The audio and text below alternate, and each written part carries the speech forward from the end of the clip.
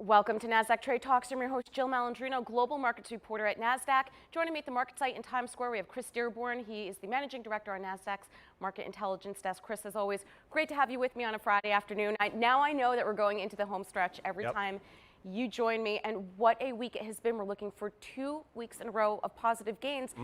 That was not the narrative on Tuesday when we kicked off the week. No, Tuesday was definitely a risk-off day, coming back off the long weekend from the holiday. But what's really happened is that the rhetoric from the China trade war has really dialed down a bit, and we got the prospect of conversations taking place in October, and the markets really like that across the board.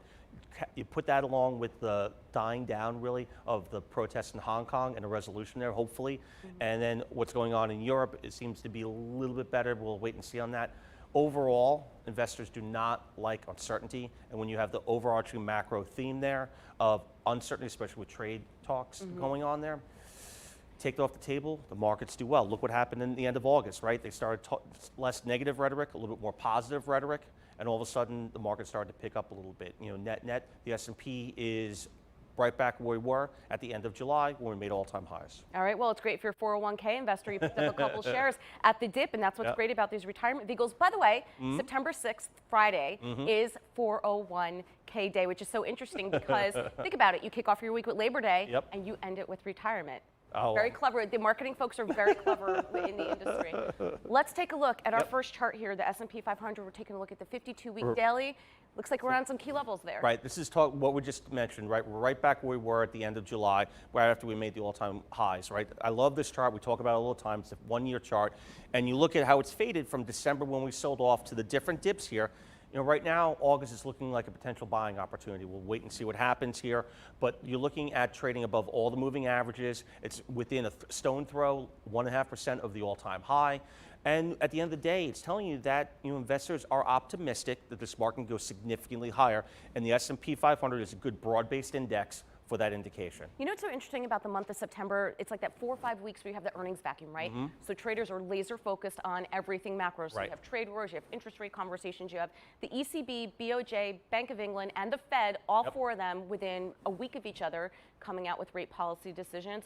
There's really nothing going on in terms of the corporate space until middle of October. That's why you get this seasonality of some volatility in the market. The macro factors, as long as the political aspect of it take a hiatus, the macro factors aren't as bad. The non-farm payroll number this morning wasn't terrible. People said it was a bad number, but if you dig a little bit deeper, right, the top line number, 130,000 jobs versus 160,000 jobs, a lot of it basically for the census being hired. What you're looking at there, though, if you dig past that number, is that you see wage growth month over month. You see wage growth year over year. You see the employment number tick up a couple of tenths as well. And the underemployment number, the U6, did tick up a little bit. So that's a little bit of a negative. So what you're looking at there is really a good enough report where people are making more money.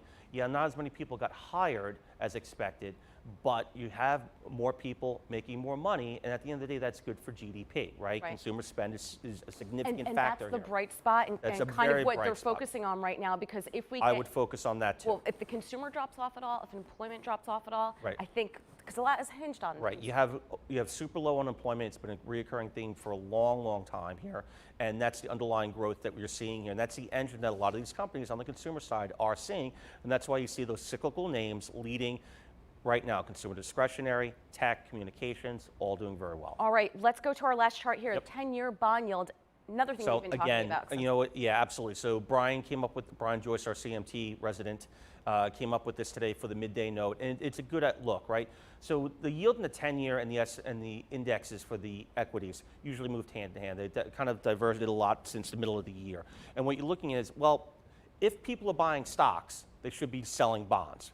But August kind of saw that take place here. And you saw the low, you saw the yield curve invert between the 10 and the 2. And what you had here was concerns about that. So this is showing you that risk is back on. It's not going to happen in one day, but if you look at, it's a 30-minute chart going back a month and a half. So you see the end of July where yield is over 2% and to where we are at 1.6%. We're right around 1.5, 1.6% today. You're seeing the bottoms down there at 1.44, and that's being people are buying bonds because the yield is being depressed. What this is telling you is that people are selling out of those 10 years and putting money back into equities. And this is a good chart to verify that you are taking that risk on sentiment selling bonds and buying stocks. And this right here is one of those visuals that kind of puts it right in front of you. All right, my friend. Until next week, thank you so much as always for joining us at Thanks, MarketSite. Jill. And thanks for joining Chris and I on Trade Talks. I'm Jill Malandrino, Global Markets Reporter at Nasdaq.